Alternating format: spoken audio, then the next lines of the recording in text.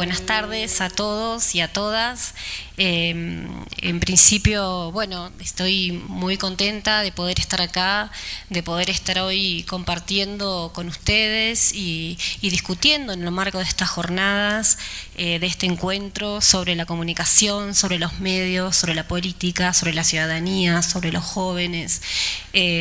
Agradecer a Omar Rincón, que está acá presente, a Francisco Sierra. También reconocer que ha estado presente y es quien va a cerrar este encuentro el profundo trabajo y referencia de Jesús Martín Barbero para todos los que estamos insertos en el campo de la comunicación como uno de los intelectuales faros, ¿no? Que ha marcado de algún modo una genealogía de la comunicación en el campo en América Latina, como también ha sido un referente muy importante para todos los que trabajamos juventudes, sobre todo inicialmente cuando nos invitó a leer y nos propuso aquel trabajo de Margaret Mead, Cultura y Compromiso, hace unos cuantos años atrás. En principio, mi trabajo gira en torno a, como lo presentaron recientemente, a las políticas de comunicación, a las políticas públicas y a la juventud en Argentina. Y a mí me gustaría compartir con ustedes estos trabajos que hemos hecho desde el Observatorio de Jóvenes, desde la Facultad de Periodismo de la Universidad Nacional Pública de La Plata, en conjunto con otros organismos y ministerios, como el Ministerio de Educación de la Nación de nuestro país. Y decir en principio que cuando hablamos de ciudadanía, cuando se habla de ciudadanía, se habla de una categoría que liga la sociedad civil con el Estado, a partir de una construcción de un sujeto con obligaciones y con derechos, pero fundamentalmente un sujeto con derechos. Muchos de los jóvenes que hoy encuentran en la participación política un espacio de transformación real de sus condiciones de existencia son los hijos que en nuestro país, de aquellos años en los que pasionalmente se decía que se vayan todos, que no quede ni uno solo, ¿no? Esto que sucedió en el 2001 en Argentina. Y de esta forma es preciso atender a los diálogos intergeneracionales entre las juventudes actuales y las de ayer, y debe darse en un sentido histórico que permita dar cuenta de cómo los procesos vinculados a la participación no comienzan y acaban de modo tajante, sino que existen entre ellos distintas continuidades, además de las rupturas, que dan cuenta de las marcas, de los daños, de los valores y de las vivencias de una sociedad en su conjunto. Especialmente en Argentina, donde actualmente la sociedad experimenta un proceso de transformación impulsado por un proyecto de país que a partir del año 2003, con la presidencia de Néstor Kirchner, impulsó un proyecto de país, decía recientemente, que apuntó a la ampliación y a la igualdad de derechos y medidas que profundizaron la justicia social. En esta línea, la inclusión de las juventudes incidieron en las formas de concebir lo juvenil, provocando un desplazamiento de la concepción del modelo tutelar. La consideración de los y las jóvenes como sujetos de derechos generó un nuevo modo de interpelación por parte del Estado desde un proyecto político que los interpela como sujetos políticos a través de un discurso que les asigna un lugar en la trama social al mismo tiempo que los habilita para la constitución de sus propios discursos. Y vale aquí retomar las preguntas que se hacía Héctor Schmuckler, y decía, ¿quiénes son o quiénes somos los sobrevivientes? Aquellos que estaban en condiciones inmediatas de morir, como los pocos que salieron con vida de los centros clandestinos de detención, los que eludimos el riesgo de la muerte exiliándonos, o sobrevivientes somos todos, porque estuvimos en peligro, los nacidos y los no nacidos, todos los que sin saberlo plenamente llevamos la marca de una época de oprobio, de la que yo no puedo despegarme, porque las cicatrices me marcan y no quiero disimularlas, aunque se hundan en mi propia responsabilidad por lo ocurrido.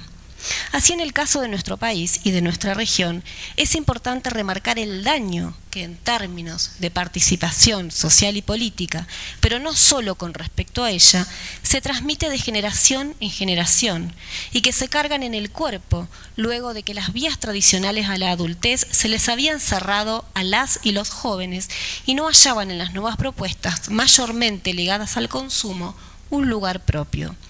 Hablar de este daño implica hablar del dolor que se vive en términos individuales y también en términos colectivos. Aquel célebre que se vayan todos, que dio también lugar a nuevos modos de hablar y participar del espacio público, a la vez que impulsó la vuelta a la política, a las grandes preguntas alrededor del rol del Estado y al mejoramiento de las condiciones de vida de la población en general. Hoy son los jóvenes uno de los principales actores sociales protagónicos de los procesos de movilización social en nuestra región y también en algunas otras partes del mundo. Y es que sus presencias contemporáneas en el espacio público no pueden pensarse si no es geopolíticamente y mediante una vuelta o reapropiación de la política con mayúsculas. Cada vez que vemos como ya no alcanza la protesta, la indignación o el escrache, sin organización y sin un claro objetivo de disputa por el Estado, entendiendo que es este un espacio transformador de las condiciones de existencia. Sin embargo, en los medios de comunicación, el discurso dominante a la hora de nombrar la relación entre juventud y política o a la hora de nombrar a los jóvenes es desde un lugar de una profunda desciudadanización. Es desde un lugar de menosprecio, desde un lugar de discriminación, profundamente adultocéntrico y antipopular también. Continúa siendo el lugar de la comparación con los jóvenes de la década de los años 70 en nuestro país, así como el de la apatía y de la incapacidad de agenciamiento político, más allá de las protestas estudiantiles. A ello se suma una mirada acusadora en los medios de comunicación que de un lado vincula el interés de la política, ligado tanto a la profesionalización de la misma, en la medida en que se le atribuyen intereses que se vinculan a la política como un trabajo, pero también al ocultamiento ideológico de la política. Y del otro lado se ubica a los jóvenes en el lugar de víctimas, como ingenuos, como inocentes, como jóvenes que van a ser utilizados, manipulados por la política y por los políticos, ¿no? O sea, como este doble juego a través de los medios de comunicación. En nuestra región, los jóvenes se ven, mientras tanto, reconocidos e interpelados por nuestros estados posneoliberales y son llamados a tomar un lugar preponderante en la escena pública. La última década, los últimos 12 años en Argentina, se han caracterizado por la interpelación desde un proyecto político a los y las jóvenes como sujetos de derecho, a través de un discurso que les asigna un lugar en la trama social, al mismo tiempo que los habilita para la constitución de sus propios discursos. Es un tiempo en el que se convoca a los jóvenes a que participen de la vida pública desde un lugar del presente, no ya ubicándolos en el futuro o como lo que puede llegar a suceder, digamos, en un tiempo que está ubicado más adelante, sino desde el presente, ¿no? Es un tiempo en el que se convoca a los jóvenes a que participen de la vida pública con un horizonte de derechos que los interpela a realizar sus sueños.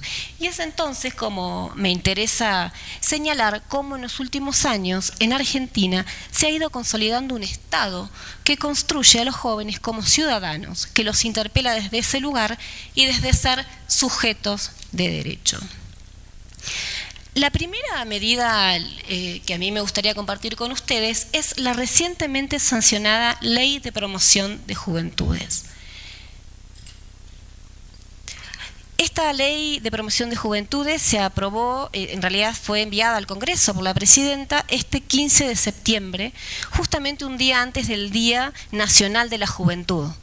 Que fue una fecha instituida desde el 2006 por una ley, gracias a una iniciativa parlamentaria del expresidente. Es entonces 15 de septiembre cuando se envía esta Ley de Promoción de Juventudes que busca fundamentalmente instituir un marco legal integral que establezca los derechos de los y las jóvenes y las obligaciones del Estado para garantizar y promover su ejercicio efectivo. Además, prevé dotar de estabilidad, articulación, institucionalidad y recursos a las políticas de juventudes, incorporando en este proceso su participación social activa.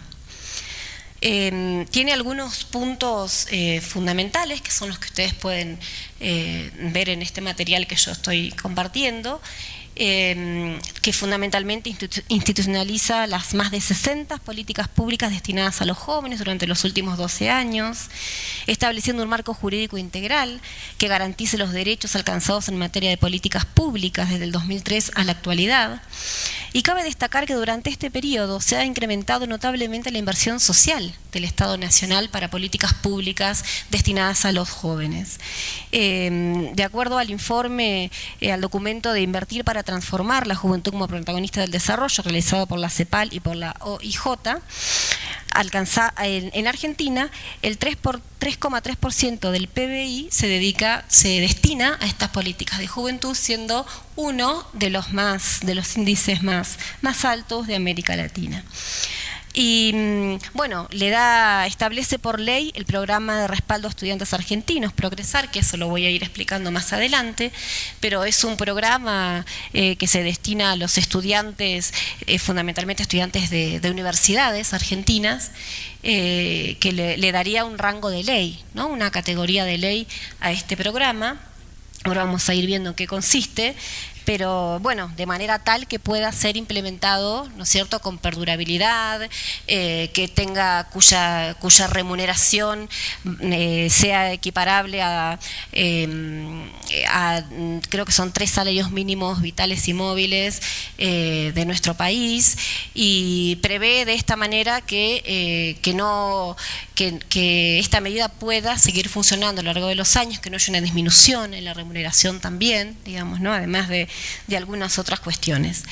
Y provee la creación de organismos, ¿no?, de promoción de juventud, el Instituto Nacional de Juventud, el Consejo Federal, los consejos municipales de juventud, entre algunas otras cuestiones. Y hay algo muy importante que tiene que ver con esta ley, es que establece el lugar del defensor de los derechos de las juventudes. ¿Y qué se establecen como derechos de las juventudes? La educación, la formación y la capacitación laboral, la salud reproductiva, el tratamiento y la prevención ante el uso problemático de sustancias legales e ilegales, el trabajo, la seguridad social, los derechos laborales, el deporte y la recreación, la cultura, la vivienda y el ambiente. A su vez, establece el derecho a la participación política, consignándose los siguientes derechos: derecho al goce y ejercicio de su ciudadanía, reconociéndolo sin distinción alguna como sujetos de derecho y agentes estratégicos del desarrollo nacional; derecho a la participación política y democrática, a ser tomados en cuenta por parte del gobierno central y los gobiernos locales en el diseño, ejecución y seguimiento de las políticas, programas, planes, proyectos, acciones dirigidas hacia la población joven; y derecho a la participación efectiva en todos los ámbitos de la vida nacional de las personas jóvenes con discapacidad; derecho a la paz y a una vida sin violencia, así como se les garantice el derecho a la seguridad pública, jurídica y ciudadana contra cualquier tipo de abuso. Serán sujetos de esta ley los y las jóvenes cuyas edades se encuentran comprendidas entre los 15 y 29 años de edad.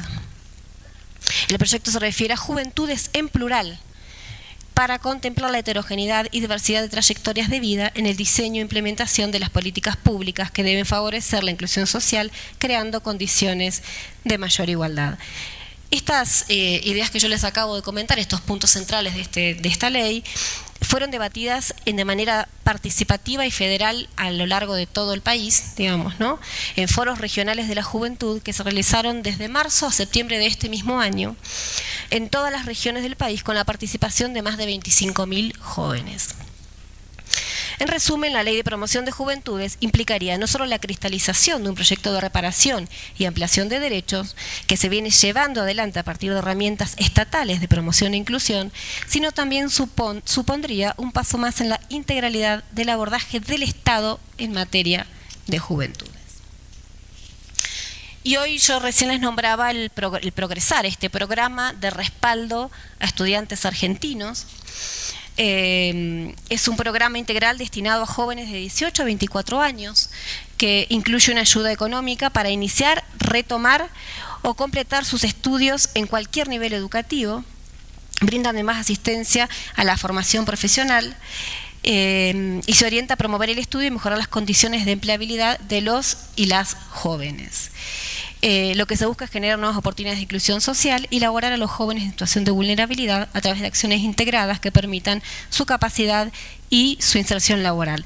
La única prestación que los jóvenes tienen que cumplir de algún modo es estudiar, es decir, estar inscriptos y cursando en algún establecimiento educativo, y que se inscriben al programa SUMAR, que es un programa de cobertura de salud para todos aquellos que no tienen alguna otra cobertura de salud privada u otorgada, digamos, por alguna obra social o por alguna medicina prepaga. El Estado provee de un plan de salud SUMAR que incluye a los jóvenes y a las mujeres hasta los 64 años.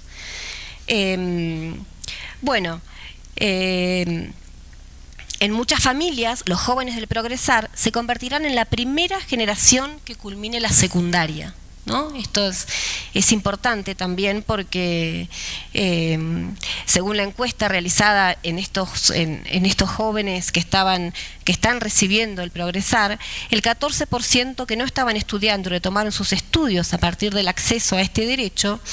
El 55% cursa estudios superiores, el 34% asiste al nivel secundario, es decir, a la escuela, que sería la escuela media, mientras que los inscriptos en el nivel primario son un pequeño grupo, 0,5%, ¿no? Fundamentalmente este plan está dirigido entonces a estudiantes universitarios, en segundo lugar a estudiantes de escuelas secundarias, y luego a estudiantes que todavía no han culminado la escuela primaria, es decir, el primer nivel educativo. Siendo estos jóvenes los primeros en su familia que han podido terminar el colegio secundario gracias a esta política.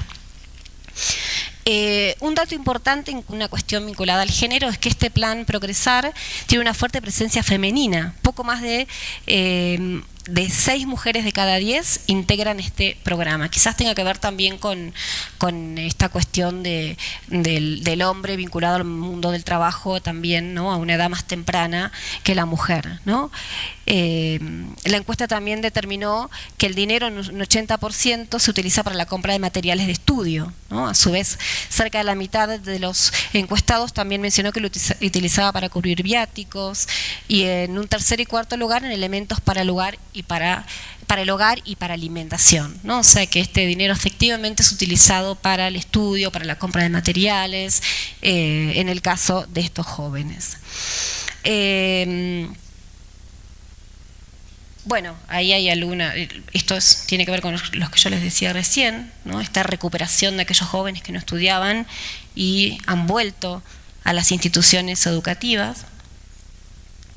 Otro de los planes vinculados a los jóvenes también tiene que ver con el plan de finalización de estudios primarios y secundarios, que tiene que ver con la posibilidad de ofrecer a los jóvenes y adultos de todo el país un plan específico adaptado a las posibilidades y las necesidades para finalizar los estudios primarios y secundarios. La iniciativa se caracteriza por brindar flexibilidad en las cursadas, en los horarios, generalmente los horarios en los que se cursan estas materias y son fuera de los horarios de trabajo, digamos, ¿no? Los turnos, digamos, en distintos turnos horarios a lo largo del día. Se caracteriza entonces por brindar flexibilidad en la cursada, por la proximidad de las escuelas sedes, digamos, no solamente se dictan en las escuelas, ¿no? en las instituciones educativas tradicionales, sino que además en centros culturales, en ONGs, en centros barriales, ¿no? Digamos, se van en articulación con los ministerios de educación provinciales, se van articulando estos planes de finalización de los estudios. Está dirigido a todas las personas mayores de 18 años que no hayan finalizado sus estudios primarios y secundarios. Ahí yo comparto con ustedes algunos números. Ya estos datos son un poco viejos, pero hay más de 600.000 egresados. Un poco viejos, son de 2013, pero a la actualidad hay 600.000 egresados, un poco más de 600.000 egresados de estos planes fines en la educación primaria y la educación secundaria.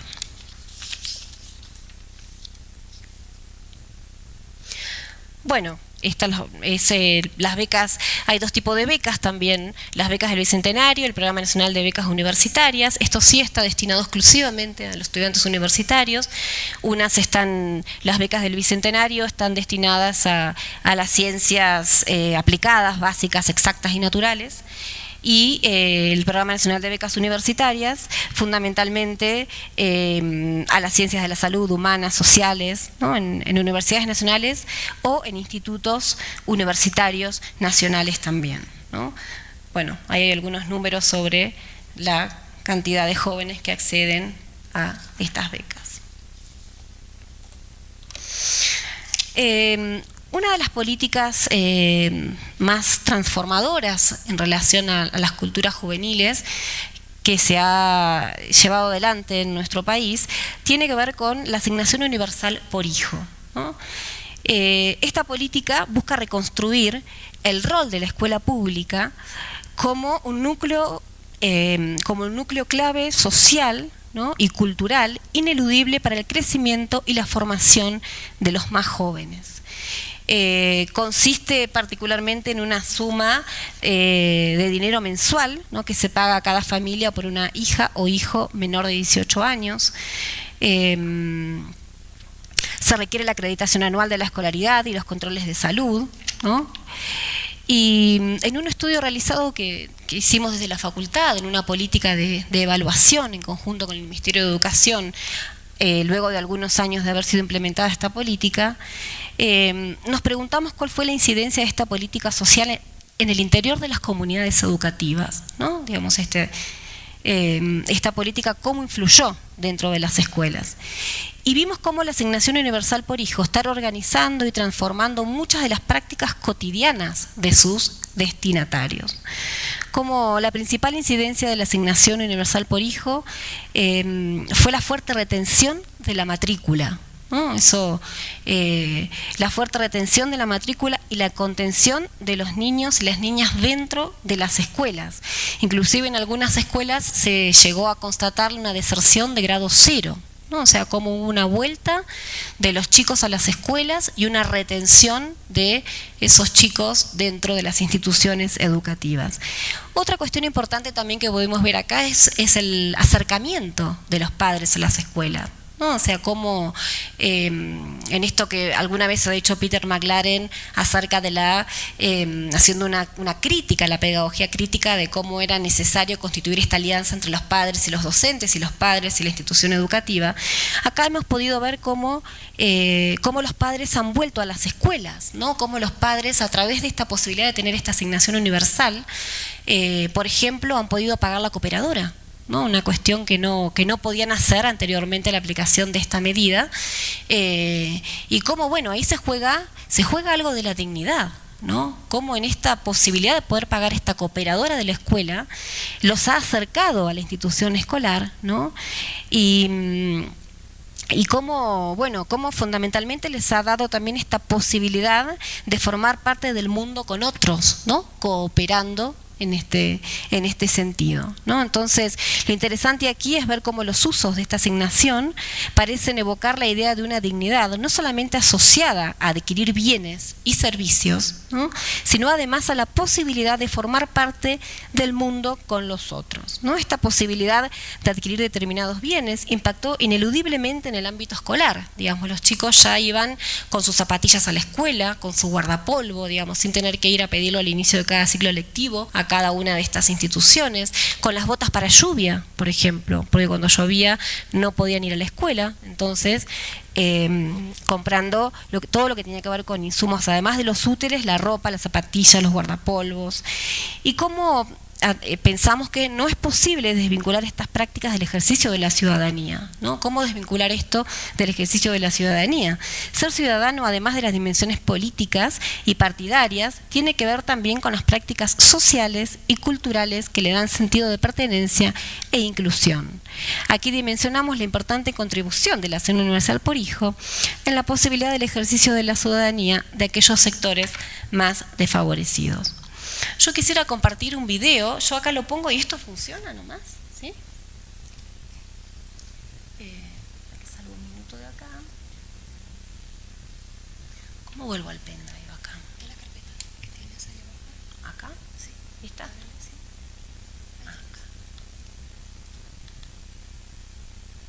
Voy a compartir con ustedes un videíto muy cortito que hicimos en la facultad con un relato de vida de Jacqueline, que es una de las chicas, una estudiante de la escuela secundaria cuya familia recibe la asignación universal por hijo. Y ahí lo pongo grande.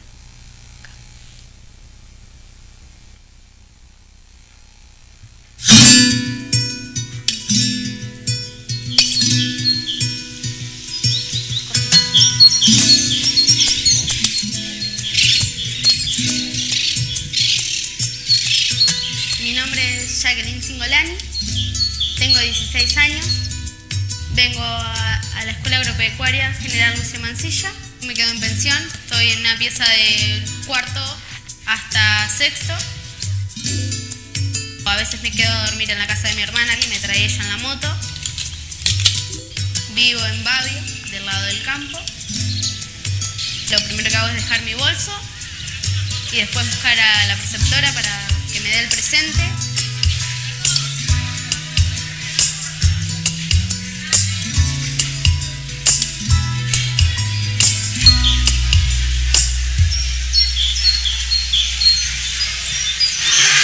Mi mamá cuida un campo que es donde vivimos. Mi hermano trabaja en cuestiones rurales y mi hermana trabaja en un negocio de acá de Babio. Mi hermana sí terminó el colegio y mi hermano no lo terminó, prefirió ir a trabajar. Las actividades que más me gustan son las de campo, salir a trabajar, vacunamos, parasitamos, limpiamos las parideras, pesamos los chanchos para faena, tambo, se ordeñan las ovejas para hacer queso.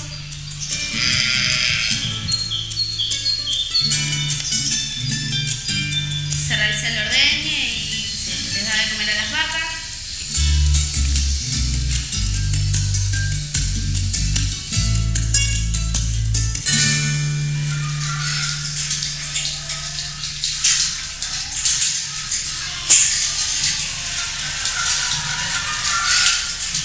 En avicultura tenemos la parte de ponedoras. De ahí sacamos los huevos donde se cocinan en el comedor. Y después está la parte de pollos parrilleros. Llegan los pollitos, se les pone el alimento hasta que crecen. Se los cambia de galpón. Cuando ya tienen el peso listo, se los manda a mataderos.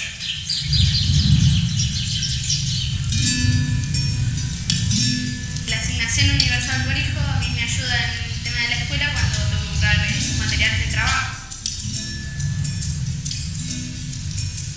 La escuela para mí es todo en realidad, porque también tengo mis amigos y tengo todo mi vínculo acá, vivo acá, es algo bastante grande para definirlo.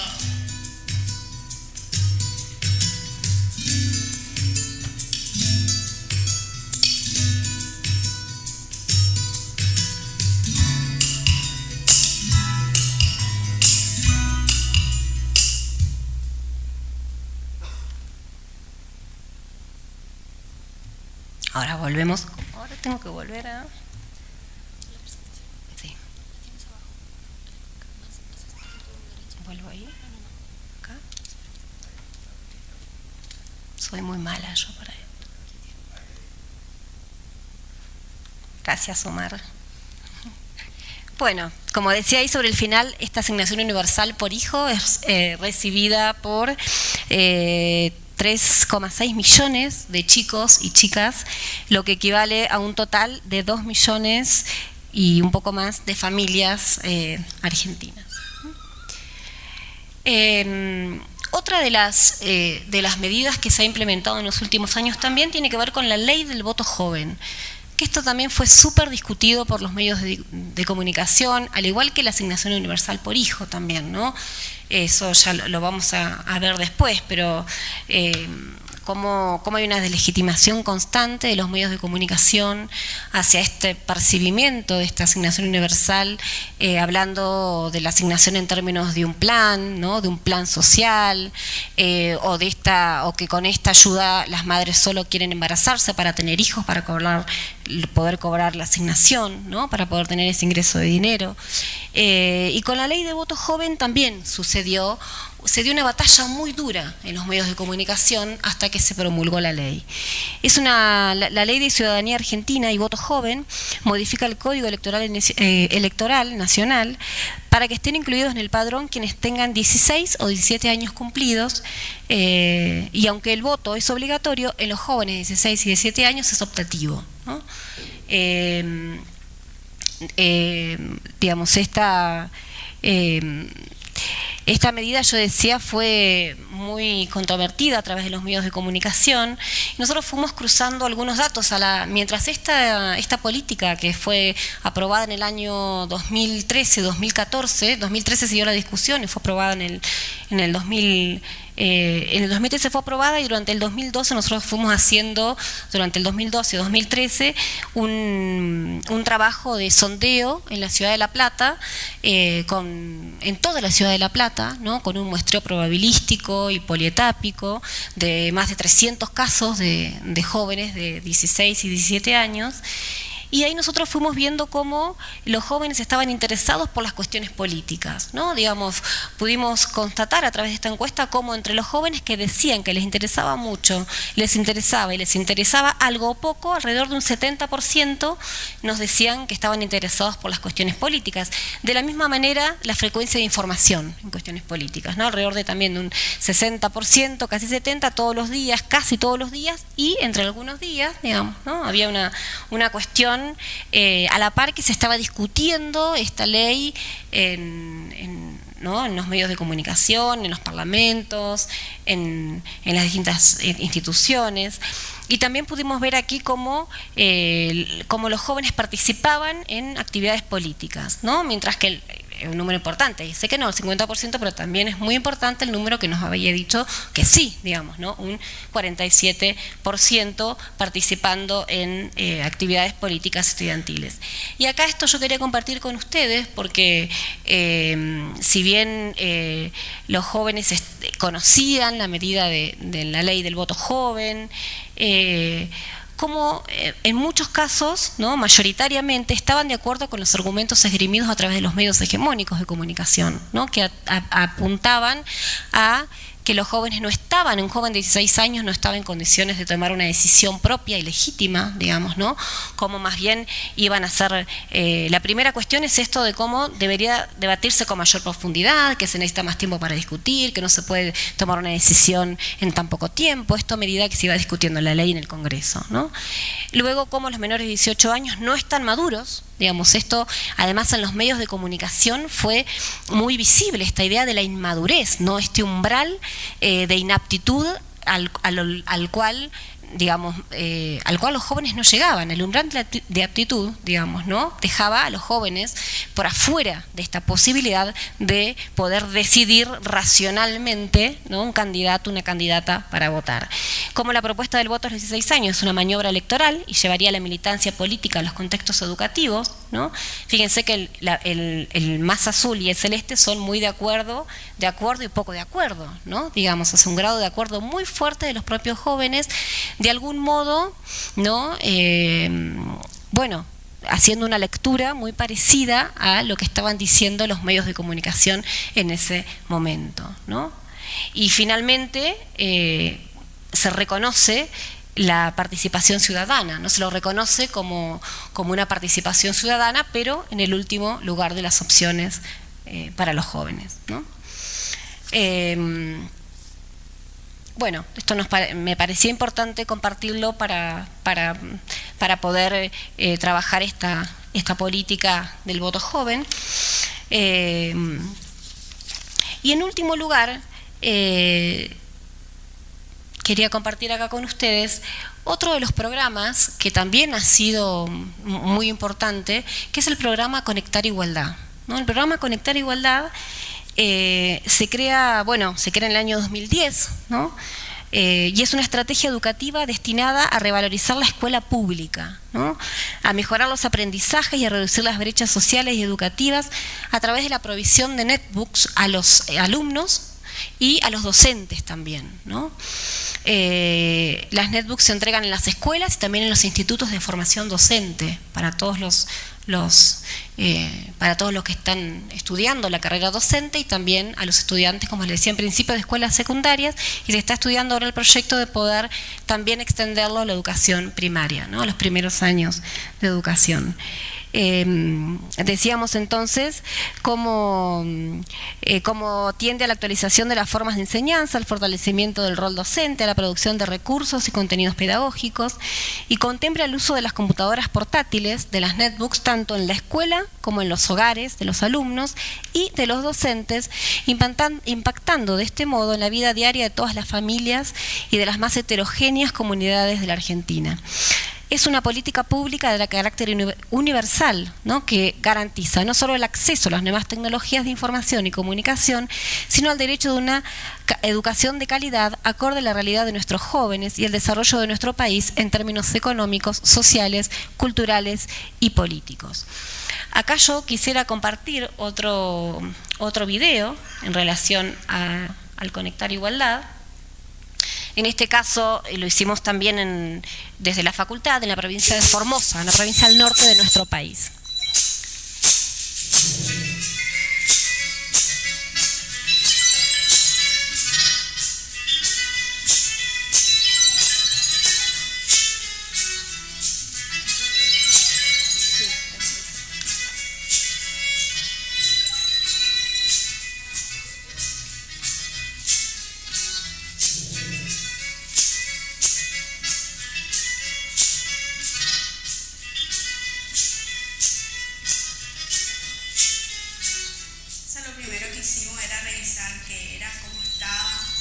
qué contenidos traía, los juegos, las muestras que nos entregaban, nos enseñaban. Lo ocupamos para hacer trabajo, jugar juegos, entretenimiento, eso. La parte de entretenimiento, música, juegos, videos, y nos enseña, tiene programas nuevos que es muy bueno para aprender, como por ejemplo crear videos, una presentación, películas y eso.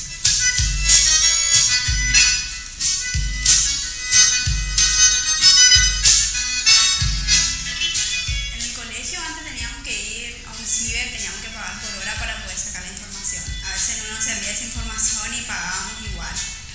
Y ahora no, porque con un modem podemos entrar a internet y tenemos las cosas, podemos, como era bajar la información ahí en el colegio. El PowerPoint nos enseñó la profesora, ahora la podemos hacer en la computadora nosotros nomás. Y eso facilita mucho. El trabajo que teníamos que entregar en máquina, teníamos que pagarle a alguien para que nos haga, y ahora ya no. Para otras cosas bajé música, bajamos los vestidos para la recepción y jueguitos. Eso.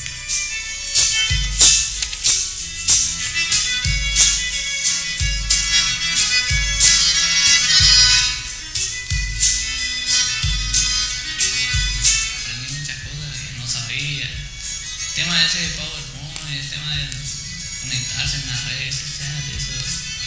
No sabía nada y aprendí muchas cosas. Fue un momento único porque todos querían ver qué tenían, qué trajo, todos mis vecinos y eso venían para ver porque ellos no tenían, entonces ellos también querían ver. Así. Fue un momento bueno, la verdad. Además me gustó la llegada de la reunión porque facilita muchas cosas.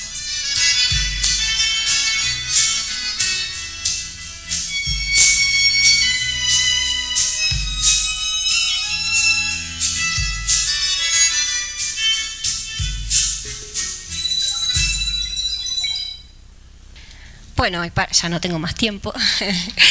Y para finalizar, para luego poder compartir alguna pregunta o alguna inquietud o alguna mirada, Quisiera decir que en el actual contexto de crisis del neoliberalismo que encuentra en varios lugares de América Latina, unos estados que desafían a incluir lo excluido, a rearticular lo desarticulado y a reconstruir lo devastado, comienza a reafirmarse que la historia no ha desaparecido y que eso se va a ver en una nueva relación de los jóvenes con el campo político, que es lo que se está viendo, ¿no? Desde esta reconstrucción, entonces, las presidencias de Néstor Kirchner y Cristina Fernández de Kirchner convocan a los jóvenes a hacer la historia de los argentinos, de la nación, pero no hacerla mañana como si los jóvenes solo fueran el futuro, sino hacerla ahora. La idea del abrigo es una idea sugerente.